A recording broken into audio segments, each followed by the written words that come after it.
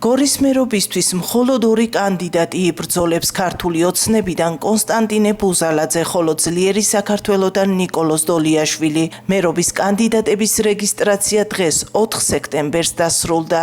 არჩევნებში მონაწილეობის მისაღებად გორის 32 საოლქო საარჩევნო კომისიაში 6 პარტია დარეგისტრირდა, საიდანაც მაჟორიტარი კანდიდატები მხოლოდ 4-მა წარმოადგინა. თვითმმართველობის არჩევნები საქართველოში 2025 წლის 4 ოქტომბერს გაიმართება. ნომერ 32 გორის საოლქო საარჩევნო კომისიაში 2025 წლის 4 ოქტომბრის მუნიციპალიტეტის ორგანოთა არჩევნებისთვის წარმოდგენილი არის 2 მერობის კანდიდატი.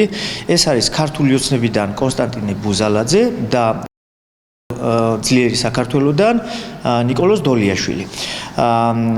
პარტიულ სიებს რაც შეეხება, პროპორციული სიები წარმოადგინა 6-მა პარტიამ, ხოლო ამ 6 პარტიიდან 4-მა პარტიამ სხვადასხვა ადგილობრივ მაჟორიტარულ ოლქებში წარმოადგინეს ჩვენს ოლქში მაჟორიტარების კანდიდატები.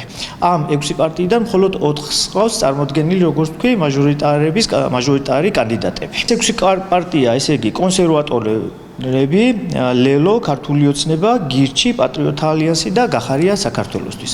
ეს 6 პარტია მიიღებს მონაწილეობა პროპორციულ არჩევნებში. ამ 6-დან 4-ს ესენი არიან, მარემ ვიტყვი აქვე, კონსერვატორები, ქართული ოცნება, გახარია და ლელოს პარტია, ესე ამათ ყავთ წარმოდგენილი მაჟორიტარი კანდიდატები.